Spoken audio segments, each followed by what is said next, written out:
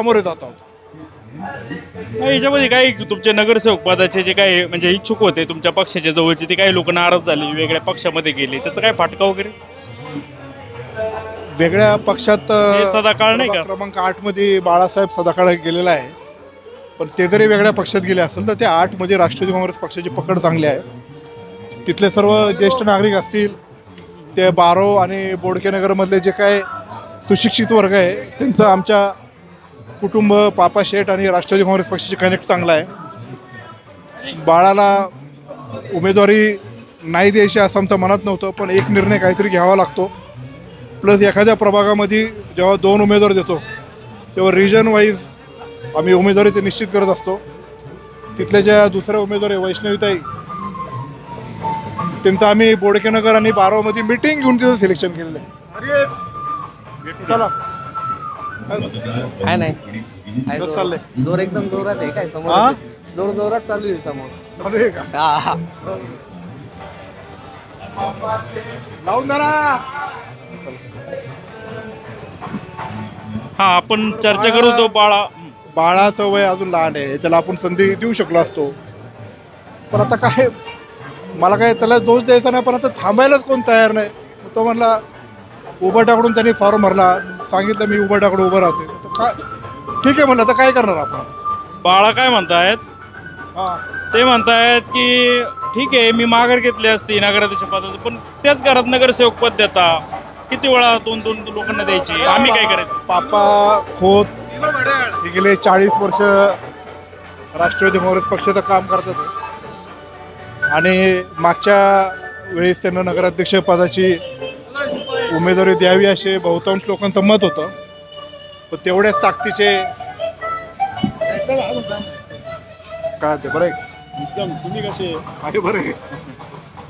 हे वल्लभशेठ बेनके साहेबांपासून तर हे दुकानाशी संबंध. वल्लभशेठ इथं आले का शेंगदाणे घेऊन जाणार का हो?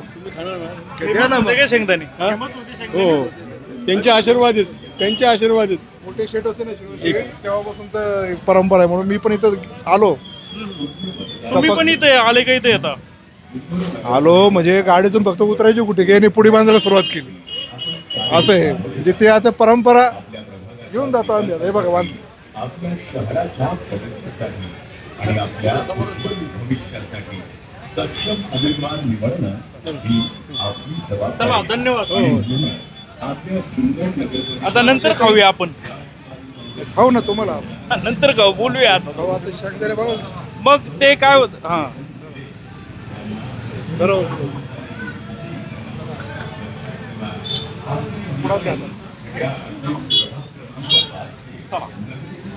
मग एकाच घरात 2-2 पद कशाला करायची? मग मी थांबलो असतो.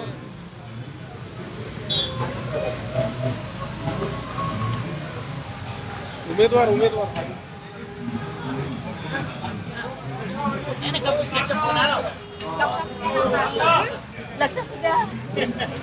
आता याचा धीर आहे कपिल. काय नाव त्यांचं? कपिल खोत स्नेहलताईचा तो धीर आहे. आता कपिलचा इथं खूप मोठा मित्रपरिवार आहे शहरात. तो असं उजेडत नाही, पण मी त्याला अनेक वर्षापासून पाहतोय. तो कुठं सक्रिय राजकारणात राष्ट्रवादीच्या कार्यक्रमात आला नाही, पण त्याचा जो मित्रपरिवार आहे तो खूप मोठा आहे. त्याचा फायदा होईल. फायदा होणार होता. नाही नाही, मला सांगा, मगाचा मुद्दा तो अर्धवट राहतो. जाऊ दे का, इलेक्शन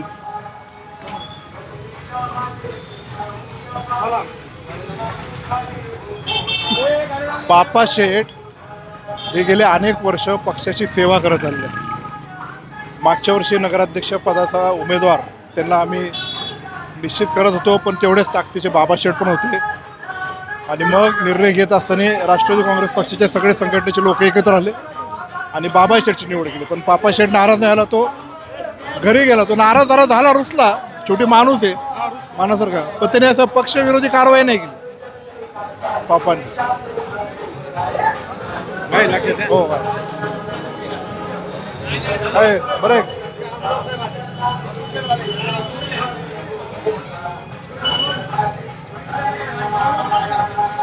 राष्ट्रवादीचं कार्य तो गेल्या अनेक वर्षापासून पाहतोय. इथं कार्यक्रम असले का दे 15,000 दे 5,000 आणि त्याच्या आधी नगरसेवक पदाला पापा उभा तो 5 मतांनी पडला.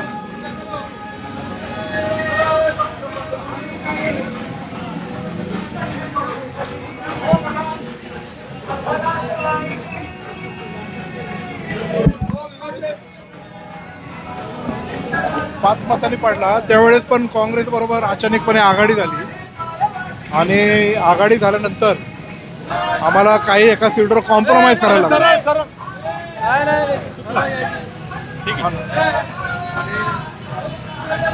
त्या सीटवर कॉम्प्रोमाइज करायला लागल्यामुळे त्या प्रभागाचं वातावरण जरा डिस्टर्ब झालं आणि आमची सगळी सीटं पडली, फक्त वैष्णवी निवडून आली. आणि ते पापाचं लय दिवसापासून स्वप्न होतं नगरसेवक. तो नगराध्यक्ष कॅन्डिडेट निवडायला तो म्हणायचा मग 2 मतं 2 हे तर मला राहून दे, पाहिलं तर स्नेहलताईला थांबव, तुम्ही दुसरी कॅन्डिडेट बघा. पण मला माहीत होतं ही स्नेहल सुनसुनीत आमच्या घरातली सुनबाई आहे आणि त्या एकदम चांगल्या पद्धतीने लीड करू शकतात, म्हणून मला त्यांना पुढं आणायचं होतं. म्हणून आम्ही सगळेजण प्रभागात परत बसून सगळे म्हणले नाही पापाला आपण द्या, म्हणून आम्ही ते दिलेलं आहे. म्हणून कोणाला जरी काय वाटत असेल तरी पापाचं योगदान राष्ट्रवादी काँग्रेस पक्षाच्या प्रती हे खूप मोठं आहे, ते आम्ही नाकारू शकत नाही आणि त्याला न्याय देण्यासाठी आम्ही तो निर्णय घेतला.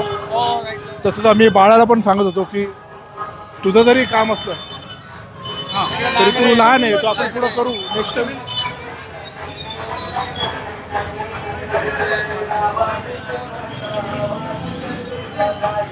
तर आता ते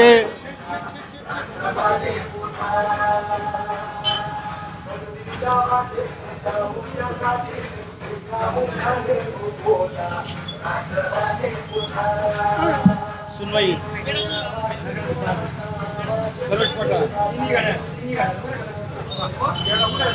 अरे बर्फी खिलाओ ना, बर्फी.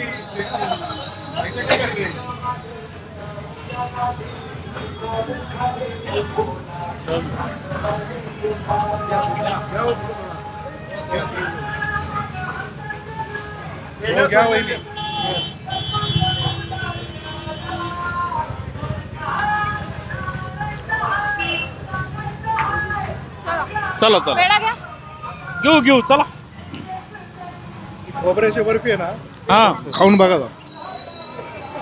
माझी सगळ्यात फेवरेट स्वीट डिश आहे खोबऱ्याची बर्फी. खोबऱ्याची बर्फी, वडी त्याला म्हणतात, ते नारळी पौर्णिमेच्या वेळेस करत असतात.